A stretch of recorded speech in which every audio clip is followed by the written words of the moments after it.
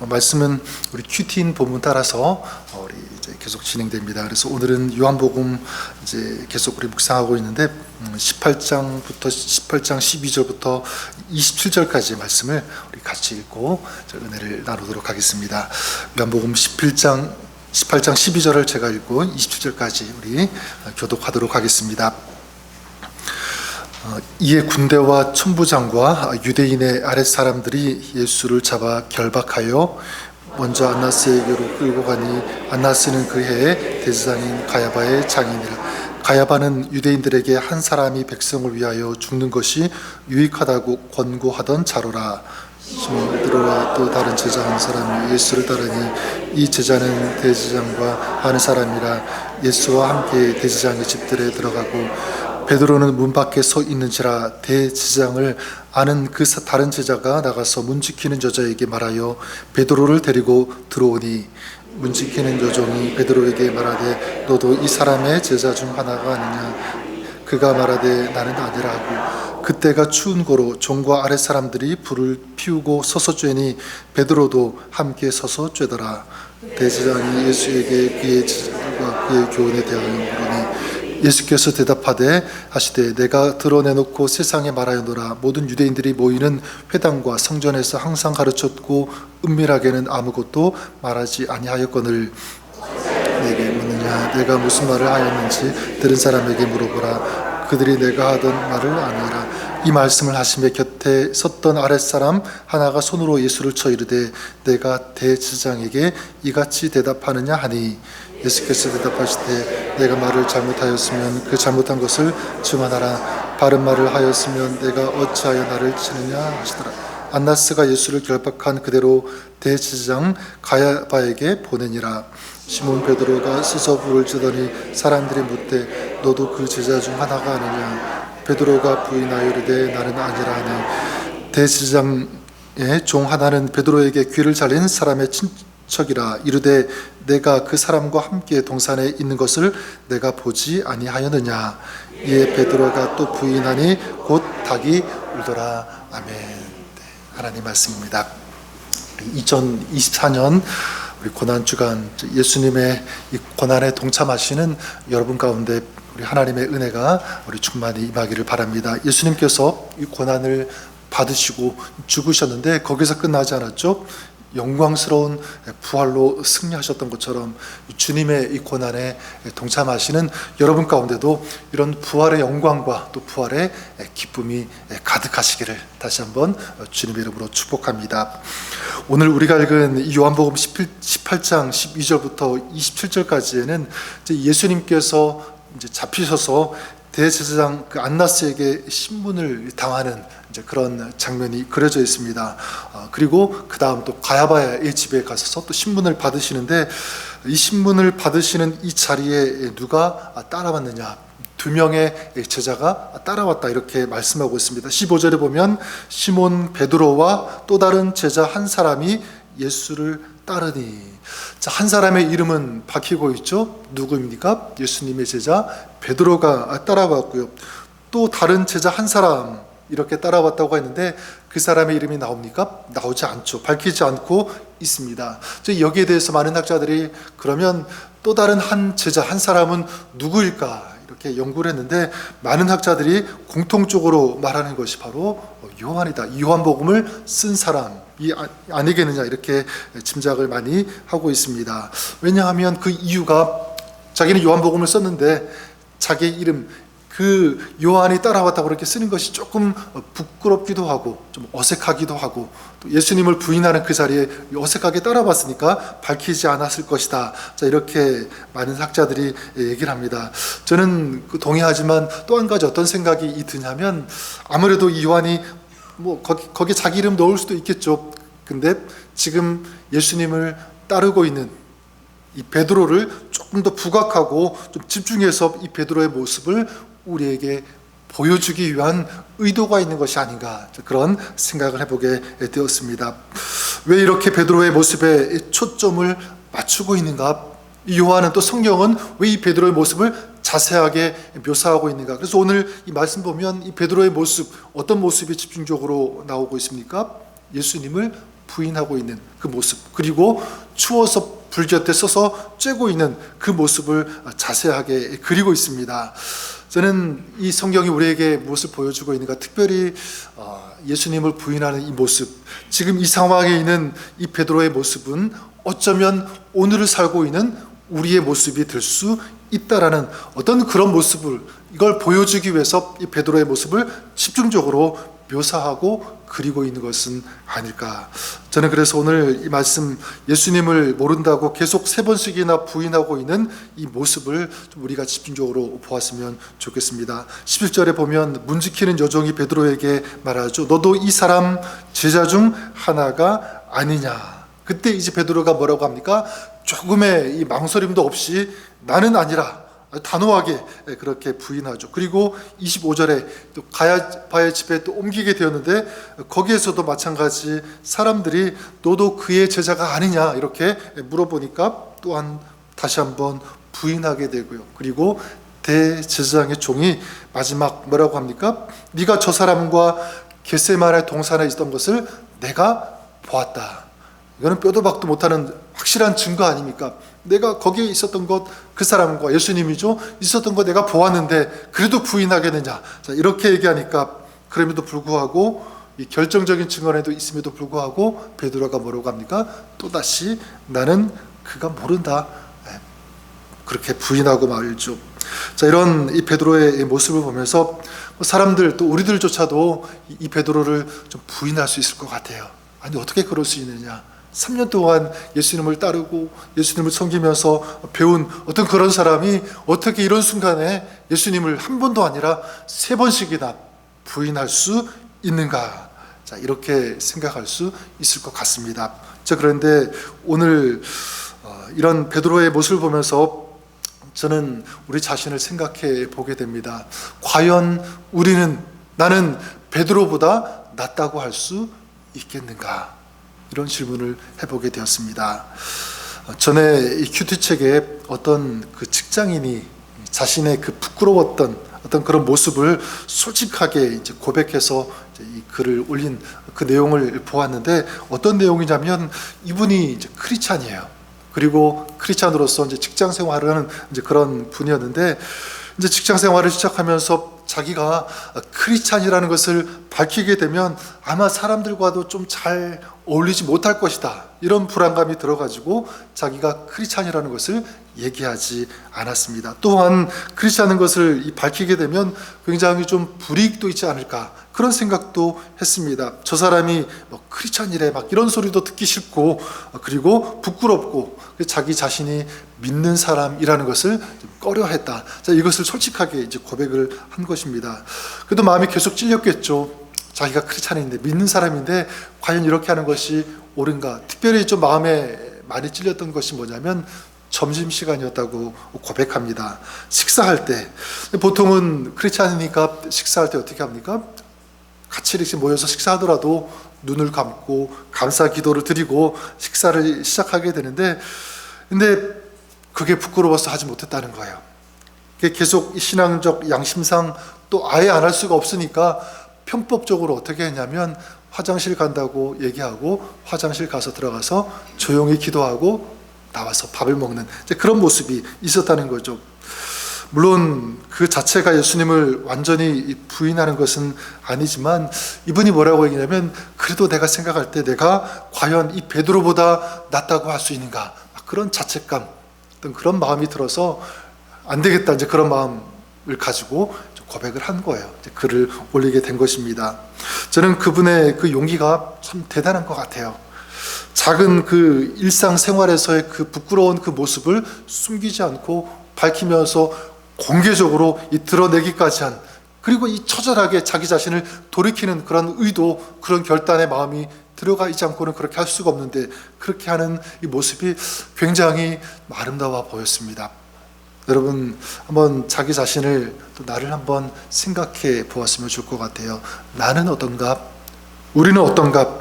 물론 저와 여러분 대놓고 예수님을 모른다, 나는 예수님 알지 못한다, 그렇게 부인하는 사람 한 사람도 없을 거라고 생각합니다. 자, 그런데 지금 이 직장인, 이 크리스찬이 그랬던 것처럼 우리의 그 일상적인 그 생활을 돌아보면 과연 예수님을 나는 완전히 부인하지 않는다 그렇게 말할 수 있는 사람이 있을까? 저부터 그렇지 않은 것 같습니다. 여러분, 주님께서 우리에게 이런 마음 주실 때가 있죠. 내가 오늘 너를 만나고 싶다, 교제하고 싶다, 그런 마음을 주실 때 여러분, 우리가 보통 어떨 때 많이 있습니까? 주님, 나 지금 너무너무 바빠요. 해야 할 일이 굉장히 많습니다. 지금은 아닌 것 같습니다. 그래서 예수님의 그 부르심, 그 예수님의 초청에 회피하고 외면하고 또 우리를 바라보시는 그 예수님의 그 눈을 의도적으로 피하는 어떤 그런 삶의 모습들이 있지 않은가. 또한 예수님께서 이렇게 우리에게 마음 주실 때가 있죠. 네가 좀 이런 삶을 살았으면 좋겠다. 지금 이렇게 살고 있는 이 모습 말고 나는 이렇게 사는 거 원하는데 좀 이렇게 따라와 주겠니? 이런 모습으로 살아주겠니? 그런 마음을 우리에게 주실 때가 있고요. 또 말씀할 때가 있습니다. 그럴 때 어떻게 합니까? 주님, 이렇게 사는 것, 또 이것을 선택하면서 이런 모습으로 사는 것, 그건 제 취향이 아닙니다. 저는 그렇게 한 번도 산 적이 없습니다. 그건 너무 어색합니다. 그렇게 살지 않을 것입니다. 나는 지금 이렇게 사는 것이 너무 편하고 너무 좋습니다. 익숙합니다. 주님, 그건 그렇게 살아가는 건 나중에 한번 생각해 보겠습니다. 이렇게 우리가 생각하고요. 또 이렇게 판단하고 이렇게 주님 앞에 얘기할 때가 있지 않은지 생각해 볼 수가 있습니다. 그런데 여러분, 결정적으로 이런 질문이 또 올라왔습니다. 그게 뭐냐면, 만약 보통 일상생활에서는 그렇다 치더라도 어떤 생명이 달린 결정적인 그런 순간 내가 선다면 그때는 어떻게 할 것인가? 나는 어떤 선택을 할 수 있는가? 직접적으로 얘기하면 이런 경우가 되겠죠. 왜냐하면 예수님을 믿는다 하면 죽을 수 있고, 아니 나는 예수님을 모른다, 예수님을 알지 못한다, 믿지 않는다, 그렇게 되면 살려주는 어떤 그런 중요한 어떤 그런 운명적인 어떤 그런 순간, 그 시간에 섰을 때 과연 우리는 어떤 선택을 할 수 있는가라는 것입니다. 그 전에 그 설교를 듣다가 보니까 어떤 목사님께서 본인이 섬기는 그 교회 성도님이 그 6.25 그 전쟁을 체험하신 성도님이 있었는데, 그분이 그 겪으신 그 이야기를 나누어 주신 것을 들은 적이 있습니다. 제가 기억나기로는 이렇습니다. 그 성도님께서 아직도 평생 살아오면서 그 6.25 전쟁을 겪으면서 그 시간, 이제 수십 년 시간이 지났음에도 불구하고 아직까지 그 이해가 되지 않는 그런 사건이 있었다는 것입니다. 그게 뭐냐면, 6.25 그 전쟁이 터지고 우리가 아는 바와 같이 이제 북한 인민군이 막 밀려 내려와서 서울을 3일 만에 정복하지 않았습니까? 함락시켰는데, 이제 그 서울을 함락하고 거기서 인민군들이 이제 통치하고 있을 때 어떻게 했습니까? 막 믿는 사람들을 막 잡아다가 죽이고 막 교회를 파괴하고 이런 일들이 있지 않았습니까? 한 번은 그 인민군들이 사람들을 다 집합시킨 거예요. 그 동네 사람이겠죠. 다 모아놓고는 뭐라고 얘기했냐면, 그 사람들에게, 여기 예수 믿는 사람들은 오른편에 서고, 그리고 예수 믿지 않는 사람들은 여기 왼쪽 편에 서라, 이렇게 명령을 했다고 합니다.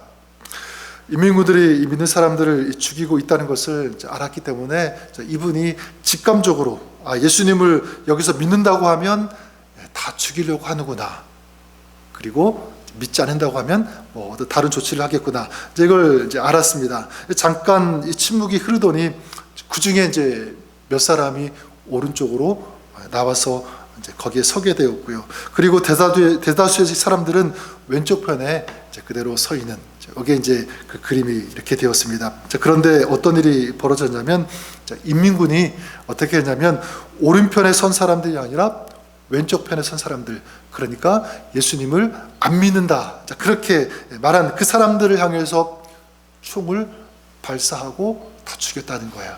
근데 그 크리스찬 그분은 그래도 예수님 믿겠다고 하면서 죽을 각오를 하고 오른편에 섰는데, 이상하게 보니까 왼쪽 편 사람들을 향해서 다 죽인 거예요. 총을 쏴서. 이게 너무너무 아직까지도 이해가 되지 않는다. 왜 그랬는지, 왜 그런 일이 벌어졌는지를 알 수가 없다는 그런 이야기.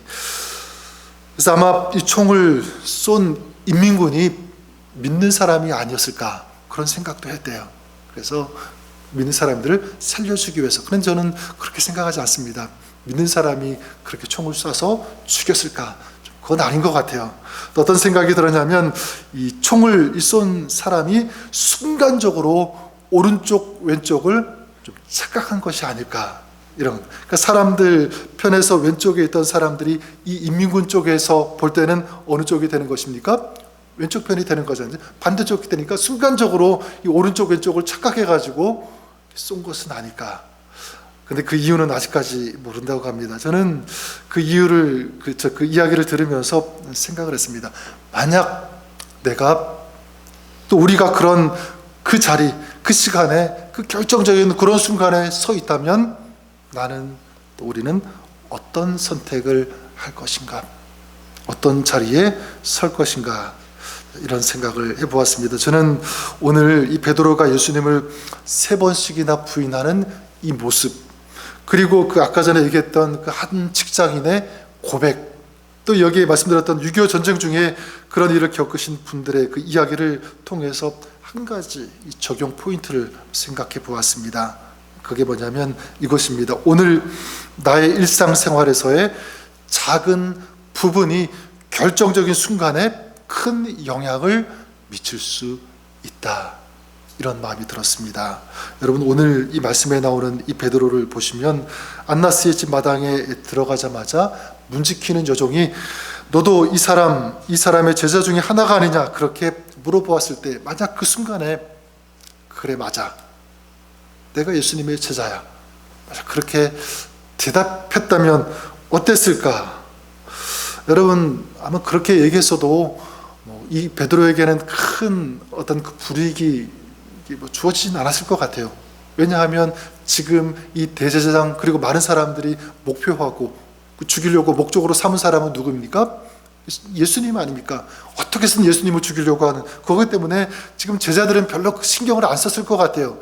그러니까 이 베드로는 순간적으로 예수님이 지금 잡혀갔으니까 내가 예수님을 믿는다, 제자다라고 하면 자기도 뭐 어떻게 하지 않을까, 그런 두려움이 앞섰던 것이지 사실 큰 일은 벌어지지 않았을 거라고 생각을 하게 해봅니다. 만약 처음에 그렇게 예수님을 믿는다 그렇게 했으면 어땠을까요?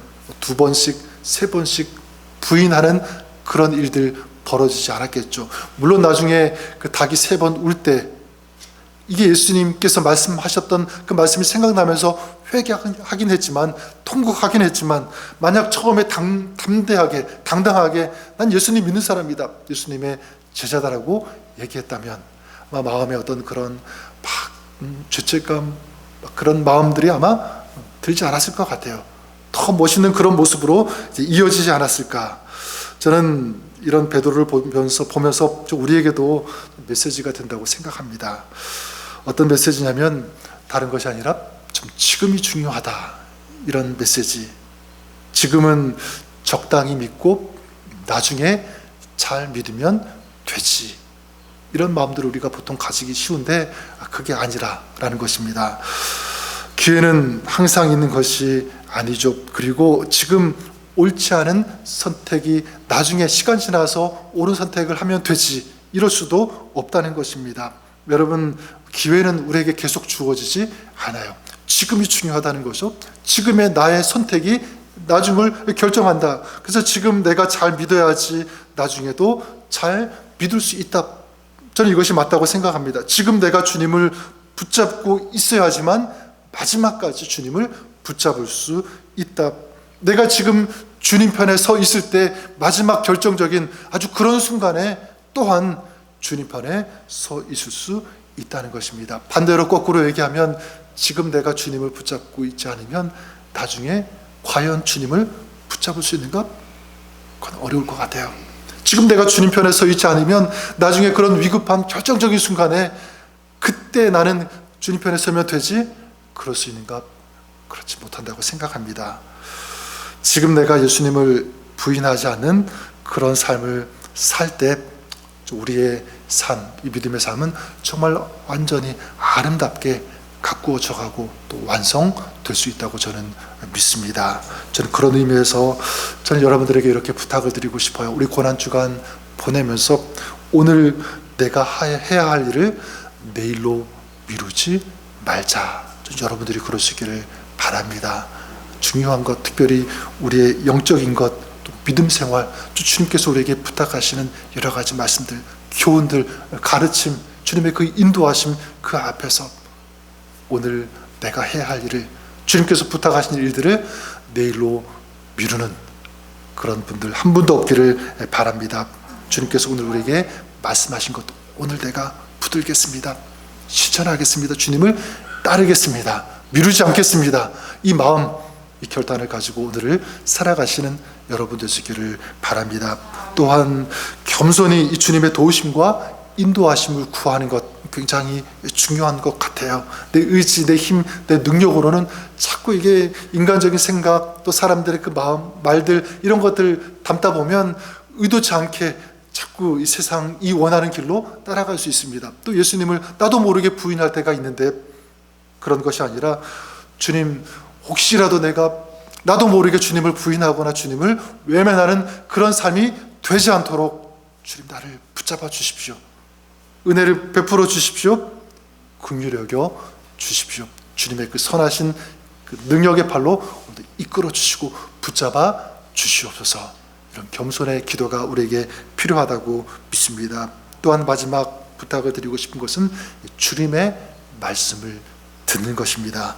오늘 마지막 그 27절에 어떻게 요한복음은 자세히 나와 있지 않지만 베드로가 어떻게 했습니까? 이 닭이 우는 그 소리를 들었을 때 예수님의 그 말씀이 생각이 났고요. 그리고 돌이키고 통곡하면서 회개했던 것입니다. 결정적으로 이 베드로의 그 마음과 이 모습을 뒤바꿔 놓은 것, 바로 주님의 말씀이 있었기 때문이죠. 자, 그렇다면 우리도 마찬가지입니다. 내가 지금 내 삶에 돌이켜야 되는데, 바꿔야 되는데 되지 않는 것 있을 수 있습니다. 정말 주님께서 원하시는 그런 삶 살아야 되는데 이게 잘 안 되는 거야. 여러분, 그럴 때 우리에게 힘이 되어지고 우리의 인생을 주님께서 원하시는 그 삶으로 끌어갈 수 있는 아주 가장 강력한 힘과 능력이 될 수 있는 것, 바로 주님의, 우리 하나님의 말씀인 줄 믿습니다. 그래요, 여러분, 하나님의 말씀, 우리 주님의 말씀을 들을 때 우리의 영혼은 살 수가 있습니다. 하나님 기뻐하시는 그런 삶을 향하여 달려갈 수 있는 힘과 원동력이 되는 것, 바로 우리 주님의 말씀인 줄 믿습니다. 저와 여러분들이 그러시길 바랍니다. 오늘 하나님 말씀 제가 사모하겠습니다. 듣기를 원합니다. 하나님, 저에게, 우리에게 말씀하여 주십시오. 오늘도 그 말씀을 듣고 그 말씀을 가지고 살아가시는 그런 여러분, 우리 모두가 될 수 있기를 우리 주님의 이름으로 간절히 축원합니다. 예수님을 부인하는 우리 일상생활에서 그런 삶이 아니라 어떤 순간에든지 주님을 붙잡고 주님을 선택하고 주님을 위해 살아갈 수 있는, 또 주님의 편에 서는 이런 아름다운 신앙, 또 믿음의 삶, 승리의 삶을 살아가시는 우리 저와 여러분, 우리 공동체, 우리 가정이 될 수 있기를 다시 한번 우리 주님의 이름으로 간절히 축원합니다.